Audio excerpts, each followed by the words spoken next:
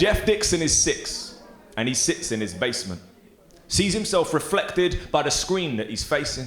Eyes itchy and red, Jeff's been awake for ages. Always skips breakfast, even if it's bacon. The second that he gets up, Jeff starts gaming. The second that he gets home from school, starts gaming. Doesn't go to sleep until about 5 a.m. Saturday stays in, Sunday stays in. Kick back, button bash, both thumbs aching. Life has a point because the next level is waiting. Pac-Man, Pac-Man, that's Jeff's favourite. In fact, it's the only game he plays. It's amazing. A little yellow ball in the mouth with a maze and 4 deadly enemies chasing. So, even though Jeff's dead tired with his eyes sore, he's still awake, playing for a high score.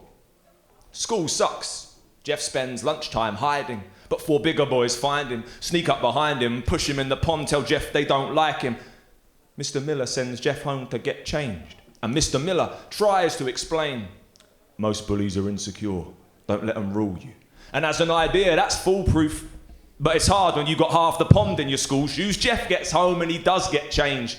But he puts on his pajamas and decides that he's staying. Turns on the game, looks up to the screen, and yeah, the maze is still there. But Pac-Man is nowhere to be seen. Pac-Man, nowhere to be seen. Next day, school still sucks. Lunchtime, all the other kids play, hurtling about. Jeff's drawing mazes with a stick in the dirt that's on the ground. And then, just next to him, wow, no way, checks again. Yeah, right there, just next to him, a little yellow circle with a mouth. It's Pac-Man, Pac-Man, here in the school field, just like that, man. To be continued.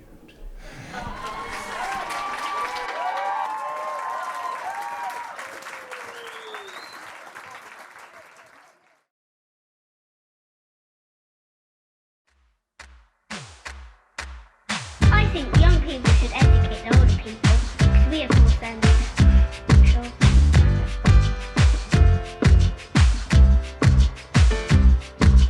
Listen everybody, there's something I have seen. I was just out walking and I stumbled across the scene. It was very simple, but it still held my glance. We city folk are to the park to be amongst the plants. At times the world is stifling and it is hard to breathe, but you can find oxygen if you just find some leaves. I can feel dejected, life pulls apart my seams, but they built a climbing frame out of a fallen tree. Turn a fallen tree into a climbing frame.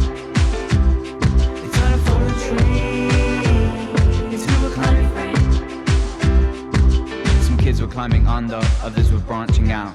No one's doing guest lists cause everyone's allowed. A dog barked at the bark, squirrel watched with caution. Sunbathers ignore them, parents hide exhaustion. One child just hugs it, one says I'm the captain. There wasn't an election, no one's doing admin. We all just go upwards and get further from our roots. The giant trees that line our streets started with the shoot. They turn a fallen tree into a climbing frame. They turn a fallen tree into a climbing frame. I don't know how it had fallen, I don't think they knew either. Had it been the window perhaps smashed down by a beaver, I know it would have stood there maybe 100 years. Love to hear its stories if it could whisper in my ears. One day will be horizontal, like a half-empty cup. But because they're smaller, things are always looking up. They weren't trying to be symbolic, they were just having a laugh. But when they saw an obstacle, they just saw a path. They turned a fallen tree into a climbing frame. They turn a fallen tree to a climbing frame. Turn a fallen tree to a climbing frame.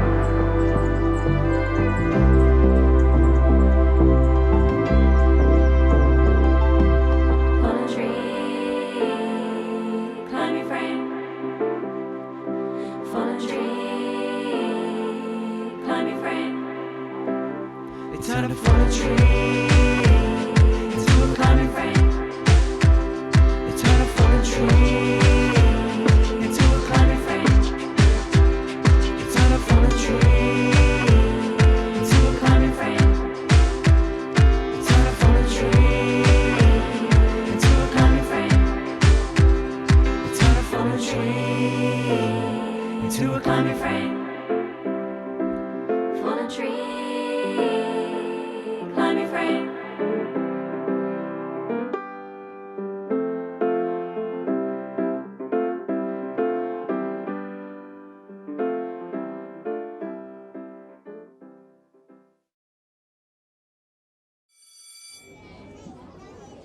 I'm a grown woman and a child.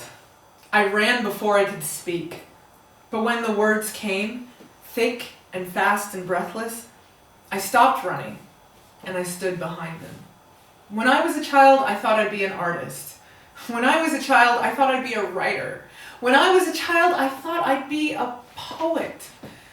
But that idea seemed silly, even to 6-year-old me. So I changed it to psychologist.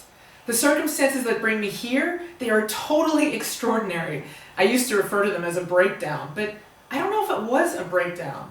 Maybe it's just that my fuse was burning down. Slowly, insistently, determinedly. But I like writing, because writing is like talking, and I love talking, but only to some people. Talking is tricky, especially when you're the type that talks faster than you think. And I've had a lifetime of writing letters. Letters that formed words, filling ripped up sheets of notebook paper, crinkled at the sides where they once clung fast to spring ring binding. Letters, delicately written on airmail paper, letters, typed up on crisp white cardstock, letters. The woman I love to illustrate the bottom corner of every page with these female figures that look me dead in the eye as lines turn pages over. I've always been in love with words, but I don't see them as often as I used to, not on paper anyway. The words I mix with scroll down screens, tumble out of mouths, trickle out of headsets, headphones, and speakers, and I would write these words for you to keep. Maybe put them in a letter and send them.